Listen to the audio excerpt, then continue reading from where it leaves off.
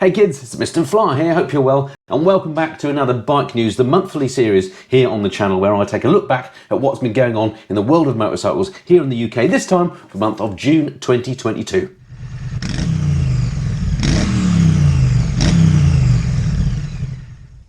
Okay, so welcome back, as I say, to another Bike News. I've got 6 editions of MCN to go through, loads of stories, lots of stuff's been going on in June, and of course towards the end of the episode as well, I will be bringing you some more readers' rides and some parish notices. So if you're interested in what's coming up on the channel, stick around to the very end of the video, and also if you want to take a look at some of the readers' rides that have been sent in, then stick around for that too. Lots coming on. All right, without further ado, let's crack on. Queen of the Desert nails it in Tunisia. Now this is fellow YouTuber, social media star Vanessa Ruck, who is an incredible rider, it has to be said. Says here, British rider Vanessa Ruck, who is more commonly known on social media as the girl on a bike, has become the first woman to start and finish the Tunisia Desert Challenge.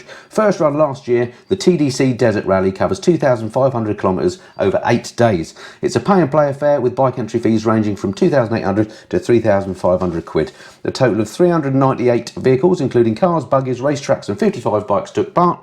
Although Vanessa was the only female rider. So credit where it's due, that is amazing. There's no doubt Vanessa can ride a bike, so well done to you, Vanessa. Brilliant effort. First person or first female to finish that TDC rally. Absolutely incredible effort. You'll never catch me doing anything like that. She's a proper rider. I'm just a YouTube person, I don't know. Anyway, well done Vanessa, great effort. That was really, really good.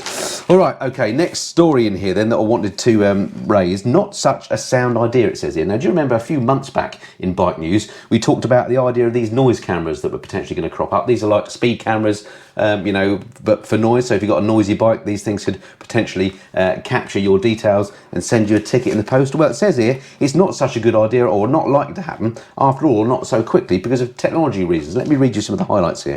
So last month, Transport Secretary Grant Shapps announced that a new trial of noise cameras aimed at catching drivers and riders with loud exhausts will run across 4 areas in England and Wales. So far, so bad. We're still a long way, though, from the point where fines for loud pipes could be handed out automatically. It's getting better. While all modern vehicles are type approved to meet noise levels at the time they're built, they're measured in very controlled circumstances. Roadside cameras can't replicate those controlled conditions. Over the years, type approval rules have changed, reducing noise limits, so there aren't even a fixed set of goalposts, so you know, different noise limits for different cars, depending on when they're built and bikes. Additional problems arise in identifying which vehicle is noisy. On busy roads with traffic running in 2 directions and multiple lanes, it's a challenge technically. The result is that the speed camera comparison is misleading. In reality, they're an evidence gatherer. So what it's saying here is we're unlikely to see sound cameras fining you. They're just they may be one part of potential prosecution. So in other words, this is going to be quite complex. So let's not worry about it too much just yet. Is basically the tenet of the article. So that's good news. All right. So I just thought I'd give you that little update. Speed or noise cameras aren't coming near us anytime soon. All right, next story here. Touching distance. Zero's new SR brings high-performance electric within reach of everyday riders. We prattle on how electric bikes have trouble with range and charging time, but away from the world of throwaway battery-powered urban scoots, the greatest hurdle for a proper battery or bike, electric bike, is surely price. Yes, and this again is the big deal. It says here, Energica's SS9, for example, was 25 grand. The Harley Davidson Livewire, similar sort of price. So expensive bikes. This, however, this new version of the Zero SR, which is based on the Super Naked SRF platform, which is a bike I rode a couple of years ago. In fact, I fell off it. It was so flipping fast. But amazing, great fun bike. First electric bike I ever rode, in fact. It says here, this new version has an output that's capped at 52 kilowatts, which is about equivalent to 70 brake horsepower, and it uses a battery with slightly less capacity than its more expensive stablemates, and that means that the bike, the SR, comes in at 17,810, so still 18 grand, so still, you know, we're talking BMW GS money, but it's a little bit more realistic, isn't it? Certainly in the sort of ballpark of traditional bikes. Sure, it's limited to 104 miles an hour. How often do you do 104 on the road? But the SR still has a pulse-raising 122 pounds-feet of torque available. That's 9 pounds-feet more than Suzuki's Hayabusa. That's not to be sniffed at, so it's going to get away from the lights pretty quick. It says here, off-the-line acceleration is rapid and overall performance is perhaps on par with the Yamaha's fruity MT-09, but its roll-on urgency where the Zero really shines. Exit a corner or village at 30 or 40, tweak the throttle and whoosh, the SR flies. So yeah, so that's great news. In general, I'm not a huge fan of electric bikes. I think the acceleration thing is the thrill, but once you get used to that, does the rest of it justify having one? They are getting there though, as prices come down, battery capacities go up, and also crucially the infrastructure. We need more of that for actually charging. Then we'll get there. I'm sure electric bikes are in our future. Not quite there yet, but this SR brings us a little step closer, doesn't it? Anyway, so that's a few stories from the first paper. Moving on. Next up, and by the way, I must apologise that this month's bike news is a little bit later than usual. Hopefully I haven't kept you waiting for too long, and that's why there's 6 papers this time, more to go through. Been a busy old month. More about that in Parish Notices at the end. Right, next up here. OffRoad Legends developing Triumph's new MX Enduro range. Now, do you remember a while back Triumph announced that they're going to come out with some Enduro bikes? We didn't hear much more about it, did we? So there's a little story here about that, so let's get a bit of an update. In late July 2021, Triumph shocked the off-road world by announcing a range of competition motocross and enduro bikes that were in the works. At the time, Triumph said an announcement of the timetable for launch plus a reveal of the bikes would follow in the coming months. However, details have remained hidden ever since. MCN sat down with their Chief Product Officer, Steve Sargent, in an exclusive interview at the factory, and Steve said this. They're all competition off-road motorcycles. We have a range of motocross and a range of enduro motorcycles in development. The enduro motorcycles will be road registrable. Is that a word? It is now. But the motocross bikes will be pure off-road performance motorcycles. There will be a range of engine sizes. I'm not going to reveal what they are, but they're already well under development. Everything is already fixed in terms of specification of what we're going to deliver, but we're not at the stage that we're going to deliver that to the press. So he's still keeping a bit tight-lipped, but there's still very much happening, these bikes. I cannot wait to see what they come up with here. Going to be really interesting. The one that is road registrable, the enduro bikes, depending on costs and so on, is that going to be a competitor for things like the Honda CRF 300L? Who knows? I would love, personally, a bike like that with a Triumph badge on the side. That would be absolutely incredible. So yeah, we'll keep an eye on that one over the months and see what happens. All right, next up, Bosch push hydrogen economy. Engineering firm backs plan for 4,000 hydrogen filling stations by 2030. And just excuse me, somebody's at the door. Always somebody to disturb you. New set of contact lenses. I'll need those. Excellent. Just file those down there for where were we? Yes. Bosch push hydrogen economy. There's long been support for hydrogen as an alternative green fuel, and now engineering giant Bosch has thrown its weight behind the idea. The announcement includes plans to set up 4,000 hydrogen filling stations by 2030. Now again, this would be amazing if this comes to pass, wouldn't it? Because at the end of the day, new fuels, new ways of propelling bikes and cars, much of it is not just about the technology on board the vehicle, is it? But it's about the infrastructure in the country behind it. So this is good news if Bosch are going to stick some money at this. Anyway, it's a technology that's expected to halve the costs to filling stations when compared to existing alternatives. Bike companies have long shown an interest in using hydrogen as fuel. Suzuki has long been a proponent of using hydrogen fuel cells rather than batteries to power electric bikes. Honda also has plenty of fuel cell experience, having developed a prototype scooter, the FC Stack, as long ago as 2004. More recently, Yamaha and Kawasaki announced plans to jointly explore the development of hydrogen as a fuel, throwing a lifeline to the internal combustion engine. This is the beauty of hydrogen versus electric, of course, is that you'll still get the visceral feel that we get and we all love from the internal combustion engine. You get the noise, you get basically the same engine, just adapted for hydrogen use. Even so, a hydrogen-fueled combustion engine promises to reduce tailpipe emissions to a tiny fraction of their current level, so that's great. I think I'm right in saying that hydrogen powered bikes, the only emission is water out the back of the bike, or water vapor, so that's just incredible. So yeah, so let's hope Bosch put the money where the mouth is, and we do start to see more hydrogen fuel stations coming on, and of course bikes also that can run on it. I think they need to be supercharged as well. There's a change, you have to have forced induction for hydrogen for some technical reason, but I'm not complaining about that. That'd be fantastic, wouldn't it? All right.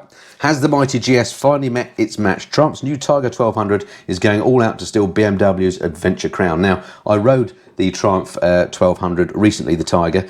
Really liked it, but ultimately I didn't think it was better than a GS. So check out my video. I'll put a link in the corner if you've not seen that, of my sort of Tiger versus GS video. Let's see what MCN said. Let's have a look at their verdict. As a tourer, the GT pips it says here. Have Triumph built an amazing adventure tourer in the new Tiger 1200? Unquestionably, yes. As great as the Tiger is, I'm still drawn to the polished familiarity of the GS though. This is Jim Moore, guest tester.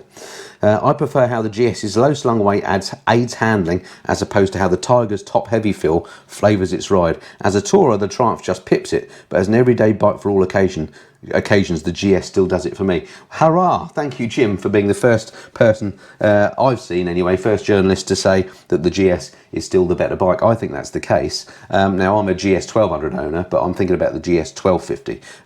Don't get me wrong, the Tiger is a lovely bike, and MCN have given the Tiger GT Explorer 4 out of 5, and they've given the BMW R1250GS TE Rallye 5 out of 5. The TE Rallye, by the way, is about 500 quid, just a little bit more cheaper than the Triumph as well. So not sure why you go for the Triumph. For me, the Triumph is a lovely bike, but it still is a little bit on the top heavy side compared to the GS, but way better than the old Tiger. But for me, they've kind of sported the bike with that triple engine, the way they've changed the firing order, or at least the firing order. I just prefer the old traditional triple smoothness and sound. So for me, it's a bit of a shame. But anyway, we'll see how it does in the sales stakes, won't we? Right, final story in this paper. Cutting edge classic. The revamped Yamaha XSR900 is much more than just a homage to Yamahas of the 1980s. So this is the XSR900, been given a bit of a change up, made it look more, in quotes, retro. I just wondered what you thought of this. Great bike to ride for sure, but what do you think to the looks of it? It looks kind of macho and aggressive, I get that, but I'm not sure it does look that retro to me. For me personally, it doesn't do it. Do you like the looks of this? Put your details in the comments below what you think of this bike, because I just don't think it quite hits the mark. So we'll see. Again, I've read a few reviews and seen a few reviews on this bike. Everybody says it rides lovely, but for me it doesn't quite look right, although I do like the colour scheme of the sort of grey, blue and gold wheels, but gold wheels always do it for me. What do you make of that? Do you think that's a bike worth investing in? Not for me. Sad that I just go by the looks of the bike, isn't it? But there we go. For me, a bike purchase is with the heart, and the first thing that gets you about a bike is how it looks. It's got to ride well as well, of course, but how it looks is very important. Right, Bike Shed rocks. Here's a little story about the Bike Shed custom show at London's Tobacco Dock that me and Mrs. Fly went to. Again, if you haven't seen our video on that, check out the links in the corner. It was an amazing show. What did MCN make of it? The Bike Shed London show has returned to the capital after a 3-year COVID-enforced absence, with 19,000 visitors flocking to the capital's Tobacco Dock site over the long weekend of May 27th to 29th. It was great. It was a great weekend. Lovely weather as well. This year was the first since 2019 and housed 318 custom motorcycles and 495 exhibitors, with fans flocking from as far away as the USA and Asia. Famous visitors included bike mad actors Jason Momoa and Tom Hardy, who I think we saw wandering about. I was more thrilled to meet up with Freddie Dobbs, actually. Anyway, check out my little chat with Freddie in the video. Despite the impressive attendance figures, he's Dutch Van Summeren, the owner, founder of Bike Shed, believes there could have been more visitors on Sunday had there not been the Ride London cycling race, which closed some roads in the area. We certainly anticipate the next year we'll need more bars and more space, he said. And yeah, I would say that I really enjoyed the show, and I would love to go again next year. But if I did have a criticism, it was there weren't quite enough loos. It's quite hard to find them. And the bar was really, really busy. They could do with some more bars. The food was excellent though, and the bikes were excellent. The general, in quotes, vibe was amazing. Very friendly set of people there. Amazing bikes. Really, really good show. That and the ABR Festival, my two favourite shows, and probably the only ones I'll go to in future. More about the ABR Festival coming in Parish Notices, by the way, at the end of the video. All right, next up, SPIDE. New CCM Classic Tracker, new Spitfire variant, caught undergoing final track testing. Now, these CCM bikes, I'm a fan of these, in that they look lovely, but I've often criticised the engine on them because it is a single-cylinder thumper, and I don't necessarily think it works that well with a bike that looks like this. I don't know, that's just my view. You may think differently. Clearly CCM do, and I'm no expert. But anyway, let's see what they're up to now. Fresh spy shots have revealed CCM are making the finishing touches to a new flat track inspired Spitfire. The new bike, thought to be called the Classic Tracker, looks to blend the current street tracker with more classic styling touches, including a Monza fuel cap. Woohoo! Like all Spitfires, it's powered by a punchy liquid-cooled 600cc engine, single, producing around 56 brake horsepower. So there's the rub again. You've got to like thumpy bikes with these. It says punchy liquid-cooled 600cc, but it will be like riding a jackhammer if my experience of riding CCMs is anything to go by. Don't get me wrong, I think they look beautiful, and they're beautifully engineered. They're lovely made, and I'm a big fan of British bikes, and this is a British bike, so, you know, thumbs up to all that. The new model appears to have 19-inch spoke rims, wearing semi-knobbly tyres, adjustable Marzocchi inverted forks, 4-piston radial brakes, and a racy flat track style seat. Closeness to the street tracker means we'd expect it to sell at a similar, if not slightly higher price than the 11 grand of the street. And its suggested readiness suggests it will be officially unveiled at Motorcycle Live at the NEC, if not before. So you're looking at 11 grand plus for this 600cc single. The upside, of course, if you got one, is you're not going to see too many of them on the road. It's quite an exclusive bike to see, and it does look beautiful. If you're the sort of person that's got plenty of money and loves motorcycles and you want something that would look amazing in the living room, this might be one to consider, but maybe not so much to ride. All right, middleweight masterclass. Do these mid-capacity masters deliver everything road riders need? I would probably argue yes. So here, MCN are comparing the Kawasaki Versys 650 with the Tracer 7 from Yamaha, V-Strom 650 from Suzuki, and the Tiger Sport 660. Now, I mention this because these are all bikes I've ridden at some time or other. Most recently, the Yamaha Tracer 7 and the Tiger Sport 660. And I've got my own video coming up in the next month. I'll talk about the videos I've got coming up in Parish Notices at the end of the video, but I've got a comparison of those two. So in my mind, I know how I compare those two. Let's see what MCN have said in terms of their verdict across these four bikes. It says here, the Tiger is triumphant. Very good, I see what they've done there. Very nice one, John Urry, the guest tester. With all the numbers crunched, one clear winner emerges, the Triumph Tiger Sport 660. Although costing slightly more than its rivals, the extra investment pays off, and the Tiger more than delivers in terms of performance, running costs and handling. We'd buy the Tiger Sport 660, that's what MCN says. I'll say no more about it. Let me know what you think below if you've ridden these bikes. My video's coming up soon, so I don't want to do a spoiler alert on that one, but yeah, no surprise that I did like the Tiger Sport 660. I did like the Tracer 7 as well. Definitely those two, to me, are head and shoulders above the other bikes in that test. All right, Hot Pursuit. Luxurious new Indian Pursuit Limited is more than just a straight line tourer. Now look at this Mahusive touring, retro touring, Americana sort of bike. I love Indians generally. I just like the concept of the Indian motorcycle. It just provides a real authentic alternative to Harley Davidson, doesn't it? But this particular bike, I have to say, it might be really comfortable and ride brilliantly, but I couldn't own one of these. For me, it just looks ridiculous on European roads. Might be different in the US because it obviously looks like a piece of Americana and it would blend in, and maybe you don't feel so ridiculous if you're a big brash American on one of these. I don't know, but for us reserved English people, I'm not sure this works for us. So I'll read some of the stuff here in the article in a second, but what do you make of this? Would you buy one of these over, say, a BMW K1600, which is another big touring bike, sort of similar in some ways in terms of its comfort and size, or indeed my favourite, the Honda Goldwing, of course. Why would you buy one of these over a Goldwing or a K1600? Be interested in your comments below. Anyway, what did MCN say? You'd think Indian would hold the press launch of their big 416 kilograms tourer. 416 kilograms, wow.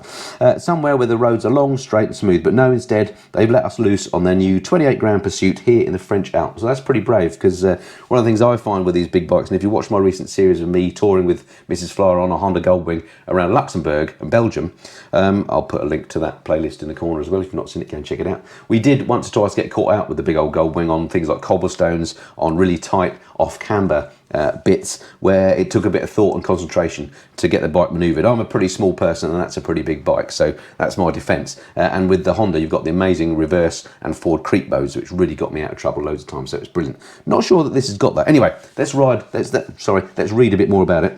You'd think we talked about that a bit. So, but the Pursuit also has a surprising appetite for corners. If you're coming for something more sporty, then you're in for a definite treat. Now, this is quite surprising looking at it. The bike shares the Challenger's Power Plus 1769cc liquid-cooled 8-valve V-twin engine, so I bet it sounds amazing. It makes 120 horsepower and 131 pounds-feet of torque, so it's got some shove, this thing. It's a smooth operator with few vibes. Now that does surprise me. Maybe I'm doing it a massive disservice and I should have a go on one. That would be better, wouldn't it, if I had a go on one before I cast any nasturtiums at it. I know it's not a nasturtium. Anyway, stay with me. Our test bike is the 27695 Indian Pursuit Limited. It's slightly cheaper than Harley Davidson's Road Glide Limited and the Honda Goldwing Tour, but a chunk more than the BMW K1600 Grand America or the R18 Transcontinental, which comes in at 24,300. Interesting. So out of that little batch they've named, the Goldwing's the most expensive. 29,249 they say for the Goldwing Tour, so 30 grand. All these are very expensive bikes, there's no doubt about it. But if you are going touring, particularly if you're two up, I put it to you, there are no better bikes than these purpose-built big Grand Tourers. They're just amazing bikes. And again, check out my videos on the Honda Goldwing if you don't believe me. But this one, there we go. As I say, amazing bit of kit. I'm glad it exists. I'm not sure I'd want one here in the UK, but I'd love a go on one just to see what it's like. All right, how are we doing? That's 2 papers down. About 20 minutes worth. Let's see. I don't want to go on for too long, but quick swig of the old tea. Right, next up, just 2 stories out of this paper. First one, Honda teased new Hornet. This is great news as far as I'm concerned. Do you remember the Honda Hornet? Now, I haven't been riding for that long, only about 10 years in fact. People often think I've been riding for much longer than that. But when I started doing my licence 10 years ago, the Honda Hornet was still very much a thing. And I've got a thing about bikes that have names, model names, not names that people give them, rather than just numbers. So a Honda Hornet to me just sounds like a great name. Let's see what MCN are saying here. So these official design sketches are the first detailed images of an all-new Honda Hornet. The new Hornet is expected to be powered by an all-new high-revving parallel twin reminiscent of Yamaha's popular MT-07. The engine is likely to be around 750cc. Now to me that's a bit of a shame, because for me the Hornet was always a 4-cylinder bike, and I love the sound of 4-cylinder bikes, the smoothness. It would be better for me if this was a 4-cylinder 750. I wonder why they're bringing out so many twins at this sort of size now. Maybe it's to do with emissions, I don't know. Honda are expected to use the platform for a family of bikes, likely to include a new Transalp mid-range adventure bike. Think of it as a junior version of the Africa Twin. Well, that's interesting. The finished Hornet is expected to be unveiled later this year, so maybe this is one we'll see at the NEC or those shows at the end of the year. But I cannot wait to see the new Honda Hornet, and it's great to hear that name back again as well. Again, what do you think? Comments below. Right, Norton. We've talked about Norton a lot on Bike News, and there's an awful lot of goodwill for the Norton brand name, although of course the previous incarnation under Stuart Gardner, less said about that the better. But now it's got its new owners in the shape of TBS with plenty of money, proper plans, and are doing great things with it. They built a new factory in Solihull, and they're emphasising the quality that they're putting into the bike. They've come out now with the new V4 SV, as they're calling it, and just from these pictures the quality of it looks amazing.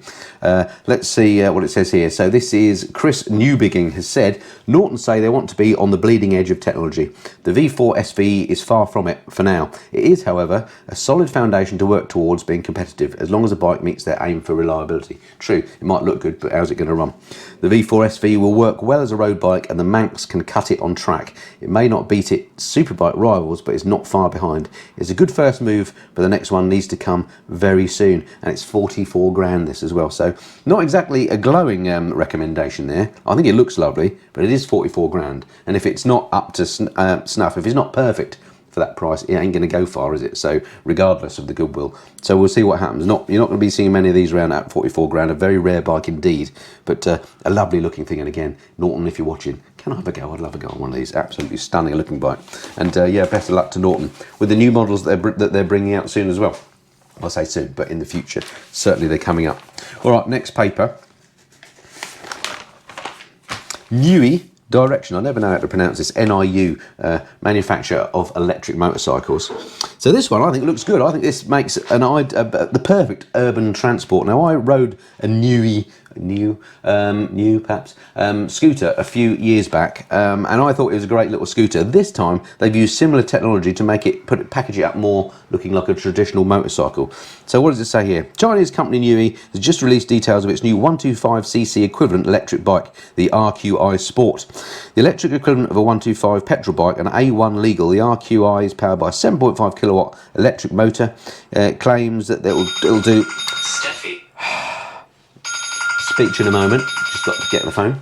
Sorry about that. That was the daughter calling. Gosh, it's all go here today. Right, what is it? What we're saying? Yes, so NIU claim a range of 70 to 80 miles, which in the urban environment is absolutely ample. A recharge time of 7 hours through a domestic 3-pin supply, and a top speed of 62 miles an hour. Now again, this all sounds good if you're just looking at an urban transport vehicle. As an impressive spec, with forward and rear facing cameras. Wow. Why do you need that? Don't know. Keyless ignition, TFT dash, an inbuilt GPS tracker, USB port, launch control and variable power modes. This all sounds great. NIU importer Sinis expect the RQi to be priced in the region of £9,000, and it arrives in the UK in October. Now this is an electric bike I would be interested to ride, because as I say, I was impressed by the scooter that NIU put out last time, and this just looks cool, and again, it needs to be tested really in the environment for which it's designed, so not so much me riding around the lanes around my house, but in town somewhere. But yeah, it looks good. It is a Chinese bike, so always get loads of views on that, but 9,000 quid, do you think it's worth it? I mean, it's a 125cc equivalent, so, and you can get a 125cc bike, which, let's face it, are frugal and cheap to run, for half that price. So I don't know whether it will sell or not, but it looks all right, and I'd be interested to have a go at that one. Next up, Triumph purchases OSET. Now, OSET are a long-term manufacturer of, I think, basically children's trials bikes, or enduro bikes. Anyway, let's see what it says here. Triumph Motorcycles have announced the acquisition of kids electric firm OSET Bikes. Whilst the two brands will continue working independently, Triumph and OSET will collaborate on new state-of-the-art products to inspire young riders into off-road riding. Across the segments that Triumph and OSET will have a presence in. These plug-in machines will then sit alongside Triumph's long-anticipated full-size motocross and enduro range currently being developed. So there is some logic here. If you first think, you know, why they're doing this, well, those new bikes we talked about earlier that are in development, these would sit alongside those. Maybe then we'll see the brands come together, I don't know. But yeah, interesting purchase that Triumph have made of OSET. But this is an existing electric bike manufacturer. Again, this is just an example of these big manufacturers dipping their toe into the electric world and getting a feel for how it works. And why not get a head start by you know, acquiring an existing manufacturer? So interesting. We'll see where that goes. Right. Next up, Perfect Balance. Hunting for that sporty buzz, but want something a little more comfy. Look no further than a Super Naked. So here we're looking at the Aprilia Tuono V4 1100 versus the Yamaha MT10. Both bikes I've ridden, but not in their current incarnations. I love them both. They are brilliant. And yeah, me with my aching shoulders, I'm thinking perhaps instead of having a Panigale sat in the garage that I very rarely ride, perhaps something like this would make more sense. What's the verdict that John Urry has given us on these two bikes? So the MT10 and Tuono V4 are both fantastic Super Nakeds that can not only be absolutely ballistic, but also remarkably docile and practical, and that is their appeal. Bruce said he'd pick the Yamaha because of the Aprilia's less extensive dealer network and also the drop in residual values. I'd pick the Yamaha as well, just because I prefer its slightly more relaxed nature. That's interesting. These days, I'd take the Aprilia. I think the Tuono just looks nicer. I don't have, for some reason, I may be naive here, but I don't have a problem with dealer networks. I think these bikes, based on no experience of owning an Aprilia myself, these days, as long as they've got warranty, I'm not too worried. Anyway, we'll see. It says here, I just like the MT10's more refined and slightly more subdued overall feel, as well as its roomier riding position for my 6-foot+ frame. Well, I'm only a shorty, so that doesn't apply to me.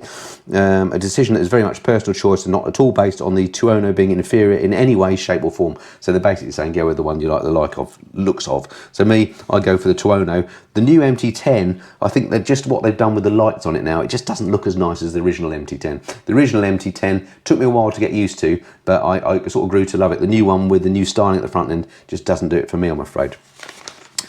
All right, next story, Destination Unknown. This is the K1600GT that Rich Newland, the editor of MCN, has had as his long-term tester. What does he say about it?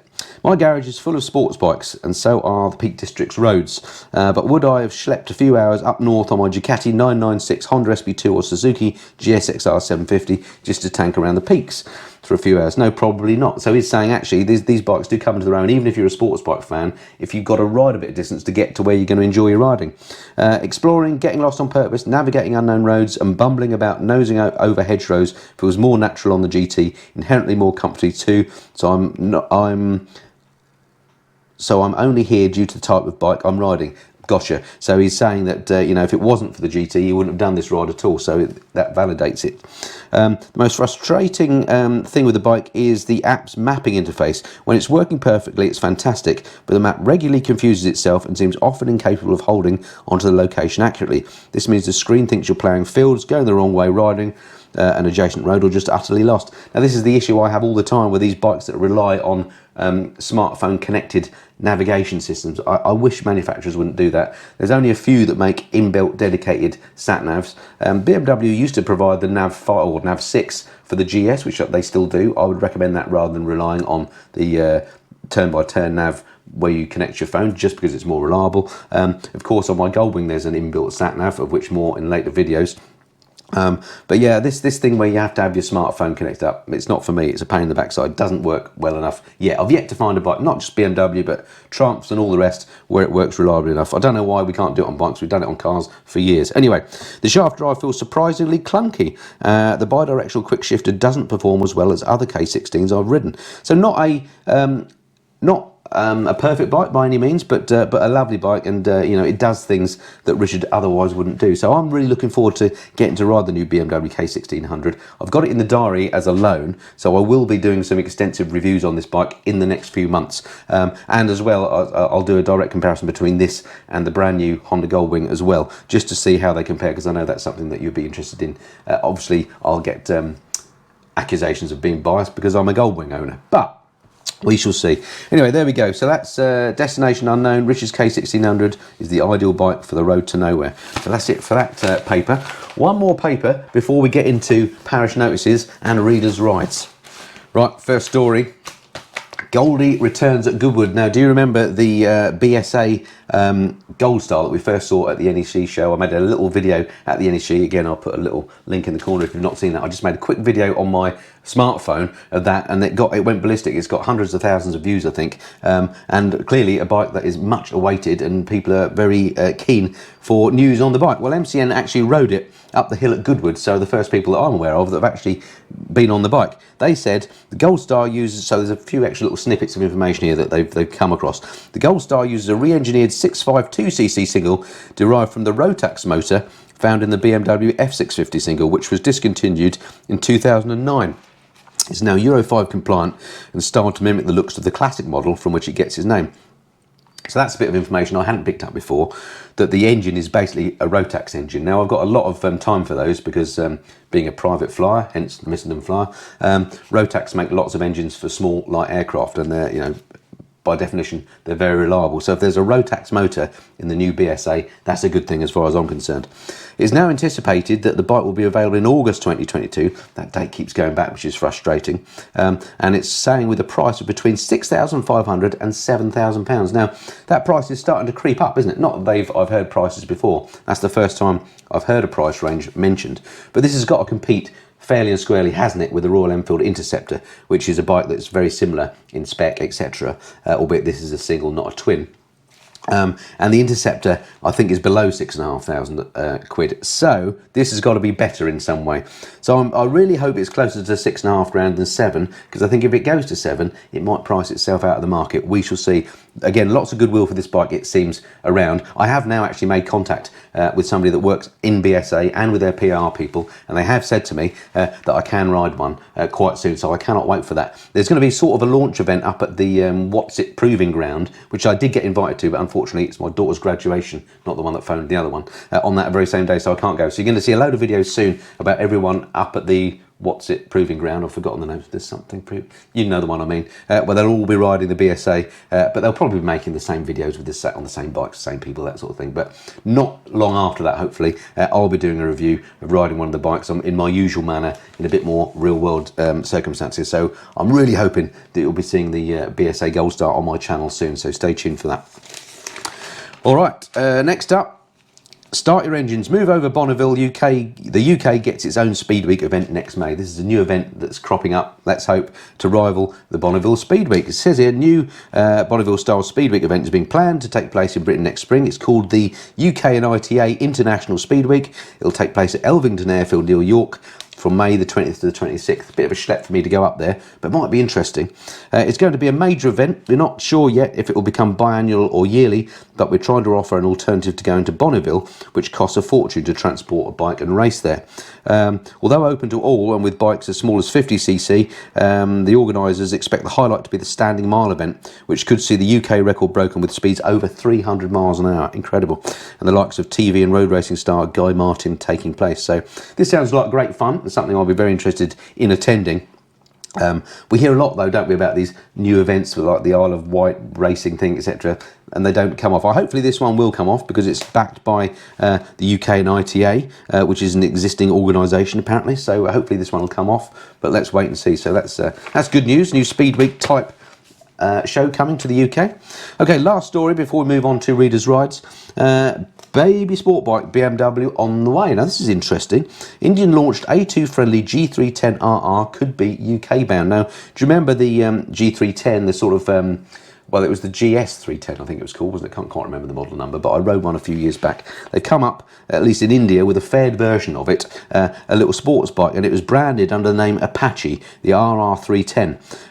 And now, apparently, and Apache is owned by TVS, the same people who incidentally own Norton. They've done some sort of a deal with BMW, which means it can be branded in Europe now under the BMW badge and sold via BMW dealers. So let's read what it says here.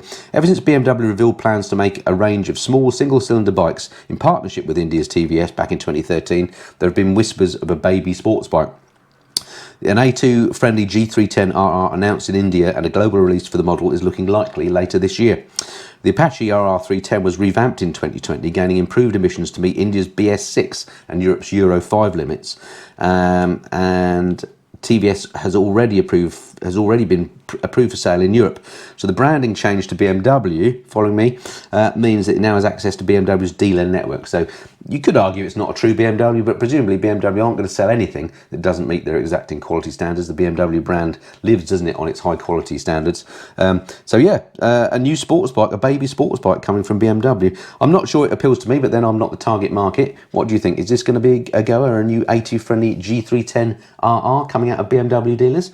Let's see. Anyway, that's it for bike news, which means it's time for...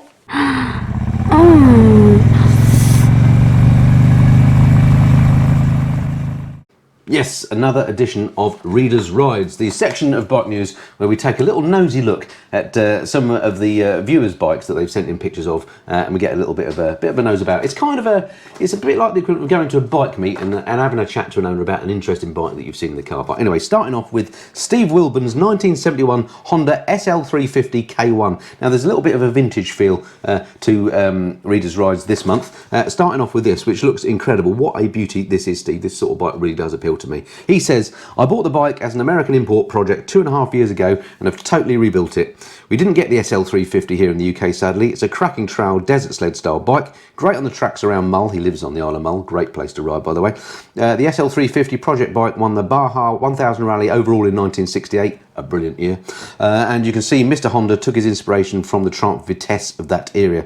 I mean, it looks an absolute cracker, this, Steve. Thanks for sharing it with us. I mean, I bet that just sounds amazing, and it just looks like it's going to feel really light as well. So, yeah, really nice bike, that. Thank you, Steve, for sending that one in. Right, next up, keeping on with the sort of vintage feel. Next bike, Ross Kaiser Dean's 1975 Norton Commando 850 Mark II-A. So this is a lovely looking bit of British beefcake, if you like, and again, you know, a Norton of old. I mean, this is a proper classic Norton, this, isn't it? So Ross tells us it's a 1975 Norton Commando 850 Mark II-A. He purchased it, or rather, his father-in-law purchased it new in 1975, and he used it for his daily commute into London. Due to his father-in-law's ill health, he passed the bike down to Ross in 2013 to keep it on the road and ready to be passed on to future generations. I love this, the fact that it's being handed on. The bike has been fully restored by Norman White Norton in Thruxton. Norman White was one of the engineers working for Norton Villiers in the 70s on the development of the Commando models, and therefore he was the perfect person for the restoration work. As a result of it, it runs probably better than a new bike off the production line in 1975, despite it having covered over 100,000 miles. Incredible. The bike has two sets of panels and tank, one set in matte silver and another in black and gold. And he asks, which is our favourite? Well, I have to say, I'm a sucker for a black and gold bike, so I prefer the black and gold. Just wondering what that would look like with the gold wheels, maybe over the top. But beautiful looking bike in either of the paint schemes. But yeah, I'll go for the black and gold. And thank you, Ross, for sending in those pictures of your lovely bike. Fantastic. All right, next up, we have Dave Greer's 1961 Ariel Golden Arrow SS. Now, this is a bike I'm not familiar with. It's quite an unusual looking thing, isn't it? So that's why I had to share it on Reader's Ride, really. So it's another British classic. He says, or Dave says, here's a couple of snaps of my 1961 Ariel Golden Arrow SS. It's been slightly modified to be more user-friendly in modern traffic. It has a rebuilt engine with Dragonfly Exchange cranks, rebooted barrels, I've no idea what he's talking about here, Suzuki pistons, new bearing seals and chains and sprockets.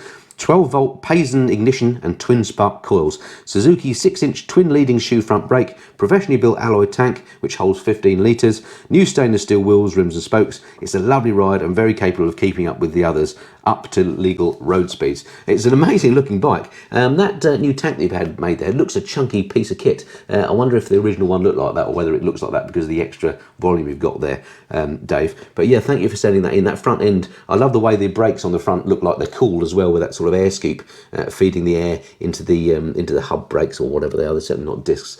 Yeah, it looks incredible. So thank you very much, Dave, for sending that one in. That is an unusual bike, not one I've seen before. Okay, moving up a little bit to something a little bit more up to date then. Scott Peterson has sent in these pictures of his lovely 2019 Trance Speed Triple RS. Let me just pull a picture up so I can have a look at it. Here we go, yes. Now, the reason I've included this is because I'm a fan of triples, as I've mentioned many times before on the channel. And I think this version of the Speed Triple is the best one. So this is the 2019 model. I think it's the best one. It was lighter than what came before, yet it still had that sort of muscular look about it, and that thrust and the twin pipes underneath the side seat, which I know have become unfavourable because of, you know, weight being high up and all that sort of thing. But in this version of the bike, I thought it felt lovely. Previous versions of the bike were quite lardy and quite heavy feeling, but the 2019 model is my favourite of them all, compared even with the new version of the Speed Triple that's out. So what does Scott say about it? Scott says, I bought this in the summer of 2018 to replace my 2013 Street Triple R, and it's been a fantastic bike. So I had a 2012 Street Triple, and he replaced that with this, which is, you know, seems like a good upgrade. Currently at 19,300 miles, heading into riding season here in Michigan, USA, and deeply looking forward to adding lots of miles to that total. Lots of custom parts and upgrades, doing most of the maintenance myself, keeping it clean and running smoothly. I love the smooth and powerful torque of the bike, it's that triple engine again, and ride every chance I can. The bike has been remotely tuned by Bren Tuning recently, and that was a fantastic upgrade that just makes the bike even that much better. I wonder what he means by remotely tuned. Interested to know, Scott, what you mean by that. The riding photo is from my trip with it down to the Tower of the Dragon here in the States in the fall of 2020. I'm using a bit of translation there. He means autumn 2020. But yeah, lovely bike, Scott. Really like that. So yeah, nice machine. And I'm still in the back of my mind, I've got a hankering to have a Speed Triple one day. And if I did get one, it would be that model. Nice.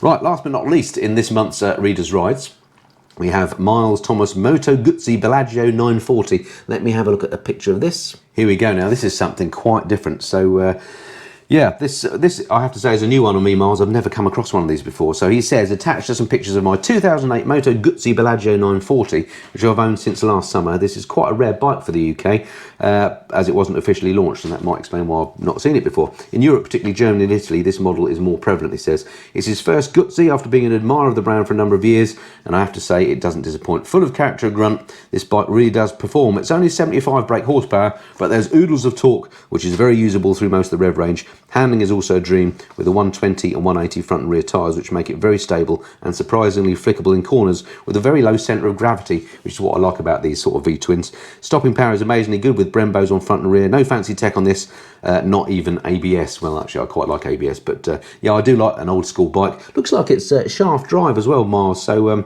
yeah, nice one. Thank you very much for sending that in. An unusual looking machine. Not sure about the windscreen on the front. I'm sure that's a practical addition.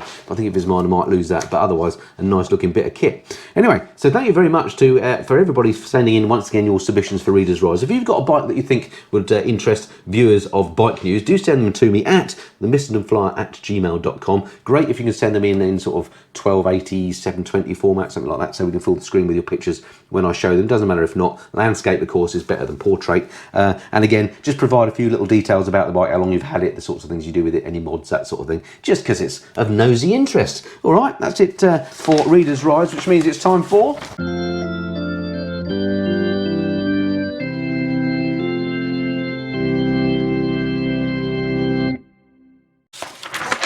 You got it, Parish Notices, and I've gone all high tech this time and actually typed out like the Parish Notices for you. So some of the stuff that's coming up later on in the channel. But first off, I've got to say a huge thank you to everybody I saw at the ABR Festival last weekend or the weekend before last. What an absolutely amazing event that was. I've already said it's one of my favourite, if not my favourite, bike shows of the year. A brilliant thing. It's not just open to adventure bike riders, anyone can go along, and this year was an absolute blast. The weather was relatively kind to us. I think there were 10,000 people there for the main event. I've seen lots of videos on YouTube cropping up about it. I didn't make any videos about it specifically, but go and check out Richie Vida's video, for example, to give you a little bit of a flavour of what the event was about. Absolutely incredible. I met loads of people there. Here are a few selfies that I took of you.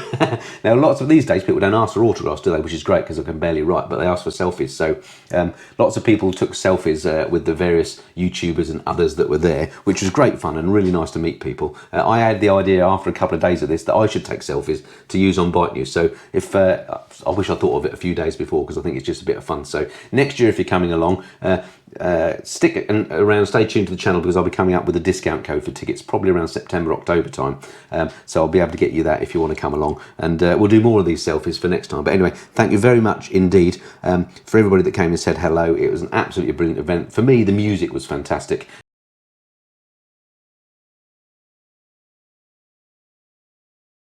Especially in the evenings.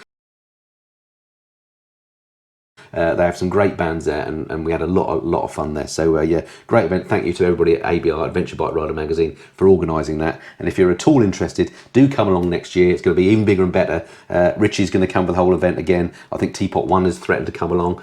Dave from Willy Good TV, I know he's bought some tickets as well. So there's going to be a bit of a vlogger fest going on there as well. And it would be great to share a few beers with you. We even got to meet Ryan from Fortnite. I've of course met him before virtually when I interviewed Ryan, but it was lovely to share a beer with him and have a bit of a chat with Ryan as well. So great to meet you, Ryan, if you're watching. Anyway, so that was ABR, that was brilliant. Moving on, what did you think to that 5 countries in 5 days bike tour that I recently put on, where me and Mrs. Fly and a couple of pals rode off to Luxembourg, Belgium, Germany, France? Some of the comments were fantastic, so thank you for those of you that watched the whole series, and the comments have been really good, so I've been really pleased with how that went down. But what I wanted to ask you was, how did you think it went, me putting those up one after another until the whole series was done? I think there were 7 episodes that I ran on Saturdays and Wednesdays.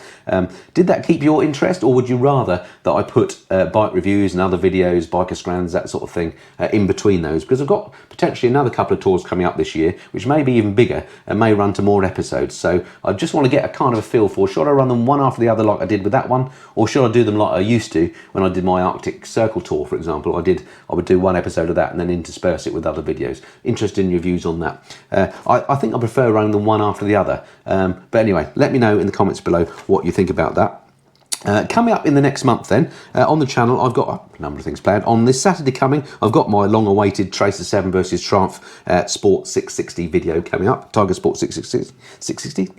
Tiger Sport, you know what I mean. I've a review of my new Schubert C5 helmet. I've been wearing this for a couple of months now. It's behind me there, I don't know if you can see it on the shelf. I don't often do helmet reviews these days, but I have to say this one is an absolute cracker. Anyway, I got my review of that one coming up in a sort of a vlog on my Royal Enfield. That's coming up soon. Then on the 16th, I've got one of my classic reviews. Thanks to the guys at Superbike Factory, I'll be riding the brilliant Yamaha R1. I'm riding one from 2004, and I have to say, what a lovely bike that was to ride. It really made me think how good older bikes are. Once again, every time I ride one of these older bikes, I think, why are we spending so much money on new bikes? All the fun is to be had on the older ones.